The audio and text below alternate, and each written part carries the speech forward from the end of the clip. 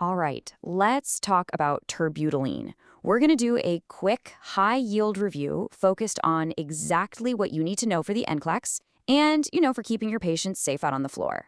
Ready? Let's dive in. So let's kick things off with a real head scratcher. What drug is designed to open up the lungs, but, and this is a big but, it has a boxed warning for causing maternal death? Think about that. A bronchodilator with a death warning for moms. The answer? You guessed it, it's terbutaline. And that's why we really need to get this one right. Okay, so to really get why this drug is so tricky, we've got to start from the beginning. What is this stuff, and how does it actually work in the body? Okay, so the textbook definition is a selective beta-2 adrenergic agonist. Whoa, that's a mouthful, right? But here's what you actually need to know. The key part is beta-2. Think of beta-2 receptors as little buttons in the smooth muscle of your lungs. Terbutaline pushes these buttons, telling the muscles to chill out and relax. And when they relax, the airways open up. Boom, bronchodilation. But, and this is where it gets complicated, those beta-2 buttons are also in the uterus, and sometimes the drug gets a little confused and pushes the beta-1 buttons in the heart. And that is where all the trouble starts. All right, so we've got the science down. Now let's bring it to the real world, to the bedside. Who are we actually giving this drug to? And maybe, more importantly, who should we absolutely, under no circumstances, give it to? So if you look at the official rulebook from the FDA, there is one and only one approved reason to use terbutaline: managing bronchospasm. We're talking about your patient with asthma or COPD who's gasping for air. This drug is their lifeline, helping to open up those airways so they can breathe. That's its day job. That's what it was made for. Pay close attention here because this is probably the most important thing you'll hear today. This is the FDA's boxed warning. This is the skull and crossbones of drug labels. It is as serious as it gets. It literally says that women have died after being given this drug during pregnancy. It's a direct shot at the people using it off-label to try and stop preterm labor. It's a huge flashing red light. So let's just lay it all out, nice and simple. On one side, you have its approved use, helping people breathe. Totally legit. On the other side, you have the high-risk off-label gamble, using it for Tocolysis to stop preterm labor. Now, you might see the injectable form used in a hospital for a super short time, like 48, maybe 72 hours, max. But anything longer is playing with fire. And giving the oral pills to stop labor? No way. Absolutely forbidden. That is a never event. Okay, so knowing all these dangers, how do we actually give this drug safely when it's the right call? This is where your nursing skills really come into play. Let's get practical. Memorize this number: 0.25 milligrams. That's your standard sub-Q dose. It's a tiny amount, but man, is it powerful. This is the dose you're going to see for pretty much everything, whether it's an asthma attack or that very specific short-term use in OB. All right, classic NCLEX question coming at you. You've got your 0.25 milligram dose drawn up. You walk into the room. But first, you check the vitals. The maternal heart rate is 130. So what's your next move? Do you give the drug? You stop. You hold that dose.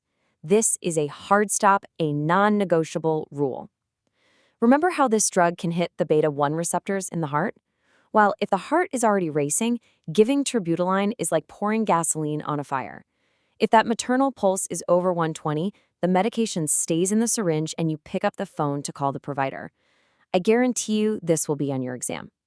Just a few more quick pearls on giving this drug, that sub-Q shot, it goes right into the side of the arm, the lateral deltoid. If you happen to be giving the pill form for breathing issues, yep, you can crush them. And you absolutely have to think about the kidneys. If their kidney function is kind of so-so, you're going to cut that dose in half. But if their kidneys are really struggling, like a creatinine clearance less than 10, you just don't give it. Period. So we've given the dose, we've followed the rules, but our job's not done. Now we have to be detectives. What could go wrong? This part is all about being ready to spot trouble and knowing exactly what to do when you see it. Now, what's wild is how common the side effects are.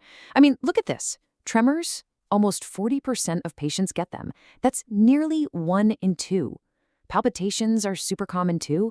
This isn't some rare thing. You should almost expect your patient to feel shaky or like their heart is fluttering.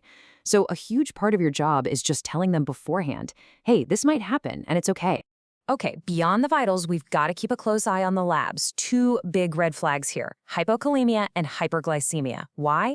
Well, terbutaline basically tells the cells to suck up all the potassium from the blood, so the level drops.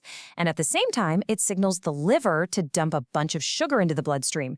So you end up with low potassium and high blood sugar. You have to be watching for both. And this right here, this is your game plan for the worst case scenarios. If your patient suddenly can't breathe and you hear crackles in their lungs, your brain should be screaming pulmonary edema.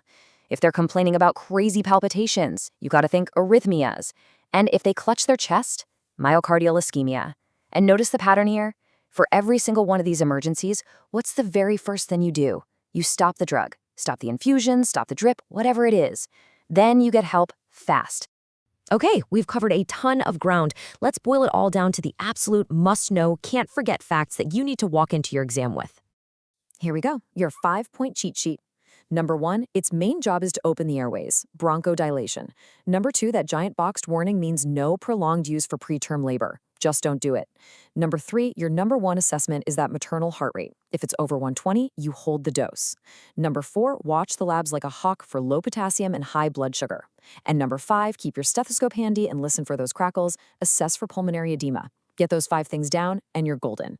So I want to leave you with one last question to chew on. After everything we've talked about, the deaths, the boxed warning, the cardiac risks, why on earth would we ever use this drug to stop labor, even for a day or two?